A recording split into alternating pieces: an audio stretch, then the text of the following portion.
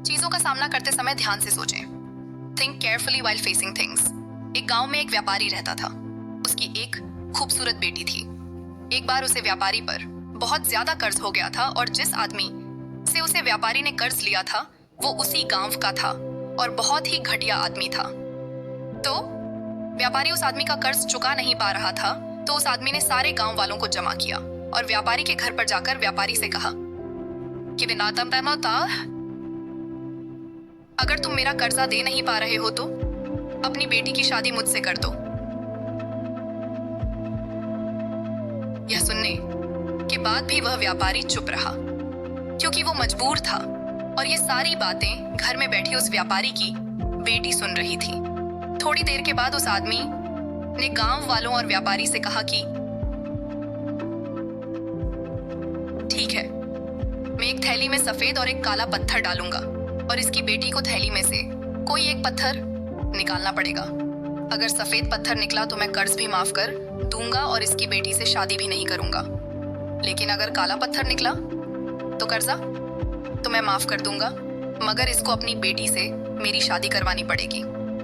व्यापारी की लड़की इस बात के लिए राजी हो गई और सारे गांव वाले भी। उस आदमी ने थैली के अंदर सबके सामने 2 पत्थर डाले, लेकिन बड़ी ही चालाकी से उस आदमी ने दोनों ही पत्थर उस थैली में काले डाले थे और यह व्यापारी की बेटी को दिख गया था कि थैली के अंदर दोनों ही पत्थर काले थे। अब वह लड़की सोच में पड़ गई थी कि मैं जो भी पत्थर निकालूंगी वह काले ही पत्थर होंगे और अगर काला पत्थर निकला तो कर्जा माफ हो जाएगा, लेकिन मुझे उससे शादी करनी पड़ेगी। और अगर मैंने सारे गांव वालों को यह बता दी कि इस आदमी ने थैली में दोनों ही पत्थर काले डाले हैं तो कर्जा भी माफ नहीं होगा और यह आदमी आज नहीं तो कल मेरे बाबा से बदला जरूर लेगा। लड़की यह सोच ही रही थी कि लड़की को तभी थैली से पत्थर निकालने को कहा गया। लड़की बचनी ने थैली में हाथ डाला और एक पत्थर बाहर निकाला और बिना किसी को बताए उस पत्थर को जमीन पर गिरा दिया और जमीन पर गिरने के बाद वह पत्थर दूसरे पत्थरों में मिल गया। तभी लड़की ने सबसे कहा कि कोस आया ऐसे की साथ से अब कैसे पता चलेगा कि मैंने जो पत्थर निकला था वह सफेद था या काला था। लड़की ने कहा थैली में जो दूसरा पत्थर है उसे देखो, अगर थैली में सफेद पत्थर है तो मैंने काला पत्थर निकाला था और अगर थैली में पाए काला पत्थर है तो मैंने सफेद पत्थर निकला था और थैली में तो सिर्फ काले ही पत्थर थे। और सभी गांव वालों ने यह समझ लिया कि लड़की ने जो पत्थर निकला था वह सफेद था।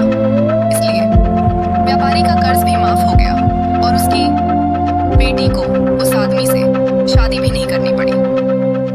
जिंदगी में इंसान कई बार मजबूर हो जाता है और उसके सामने जो हालत होती है उसे उसी के हिसाब से चलना पड़ता है। इस कहानी से हमें यह सीख मिलती है, वह जब से भी आप मजबूर हो जाओ और मजबूरी में आपका कोई फायदा उठाना चाहता हो तो इनोसेंट मत बनो, बल्कि अपने दिमाग का इस्तेमाल करो। जितने इनोसेंट बनने की कोशिश करोगे लोग उतना ज्यादा आपको चीट करेंगे।